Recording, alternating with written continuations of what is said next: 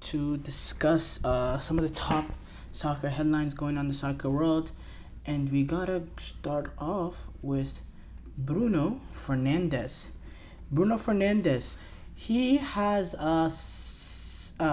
signed a contract extension with Manchester United. It's been reported. It's very very close to happening. Man United, they've closed to agreeing a new deal with him. Um, there's good spirit amongst both sides in terms of getting this deal done. The contract is reported to be until 2027, and then there's another option of a further year, not specified whether it's a player option or the team's option. Fernandez, he's been at the club since the January of 2020, and he only has 2 years left on his deal that he signed in 2022. So he wanted to redo it, and he's had a good 4.5 years at the club, to over 200 or has had over 220 appearances, scored 73 goals, and had 65 assists, which is a very very good number in terms of goals and assists. Good contribution. And Bruno Fernandes, in the past season, in the 2023-24 season, in terms of chances created, he was first. In terms of big chances he created, he was second. And in terms of passes played into the box, he was first. And that's good. That's what you want from a creative midfielder. And he's also the captain of the team. There's been some times that he's been under big criticism, and a lot of it has been deservedly so. The way he whines, his whinging sometimes, the way he is always crying to the referee, something that rubs a lot of people the wrong way. It rubs me the wrong way. Don't get me wrong. And it's something that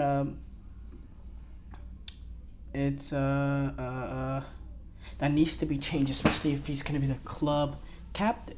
But overall, I do think he's important to Manchester United.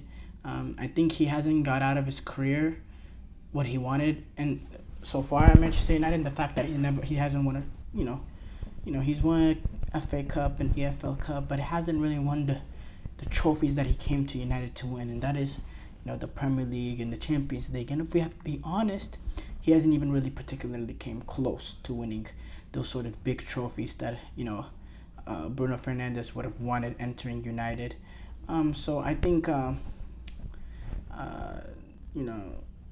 it's a situation where I think I wouldn't really particularly stay at Manchester United if I was a player like Bruno Fernandes, but it's a club that he seems to love. The positive spirit is definitely there from him. I think he enjoys the fact that he's captain. I think that's made his emotional connection to the club grow even bigger, and the fact that he's been handed the captain's armband. So, we'll see if that thing goes through. Vinicius Jr. in Saudi Arabia. Vinicius Jr. has been the latest target, another ridiculous card that Saudi Pro League has had,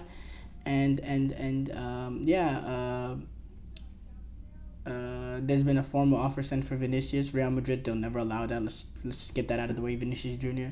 I've seen reports that Vinicius Jr. is considering it. I happen to think that in my opinion, not in my opinion, but what I think. Okay, I guess in my opinion, I don't think that's true. There's no way that's true. Vinicius Jr., there's no way he's even considering that. There's no way that comes across his mind.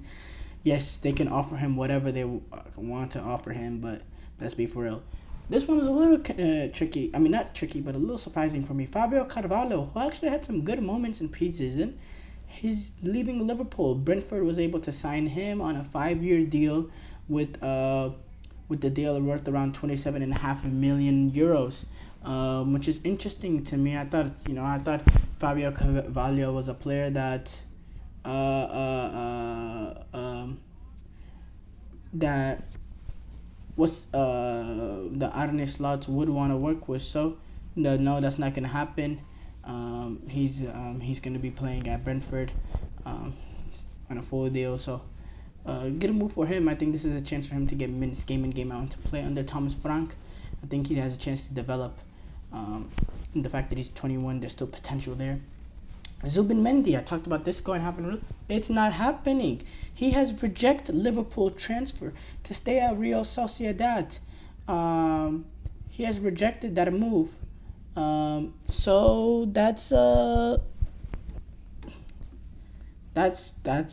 That's I didn't see that happening. I thought it was almost done. But apparently he didn't even want the move to happen. So yeah, now they're gonna. I assume Liverpool are gonna look at other options to potentially take on that midfield role, and we'll see. But yeah, I was a little surprised by that new move by that stance. Giroud, he's gonna be available for LAFC to debut in the League's Cup. Chelsea lonely U.S. defender Wiley, who's actually part of the U.S. men's Olympic soccer team. He's going to be on loan to Strasbourg. Alvarez, sealed. That transfer has been sealed. Monaco, they were able to, this one is interesting, they were able to trounce, Monaco was able to trounce Barcelona 3-0 in that sort of annual Trofeo Joan Gamper game. It was a very, very disappointing 3-0 loss to Monaco.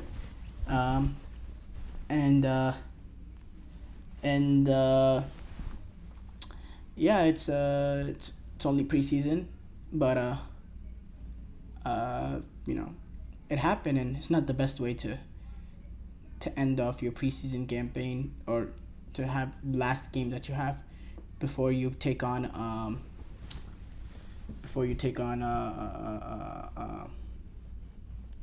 your opening game of the La Liga season. Not the best way to go down. Solanke is official, done deal. He's a Tottenham player. What a signing for Tottenham!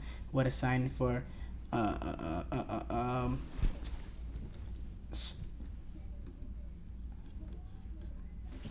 Ange Postecoglou, and we'll see if that can make that sort of difference for them.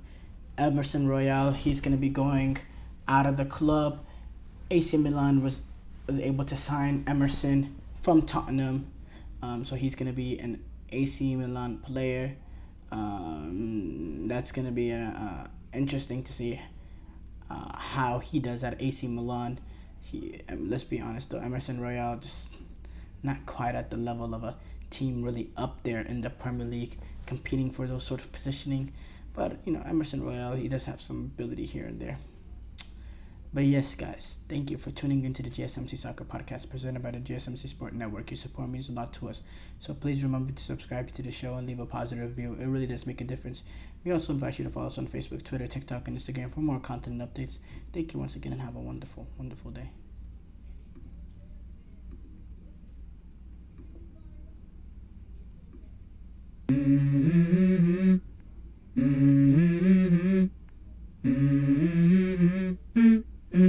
Let's go.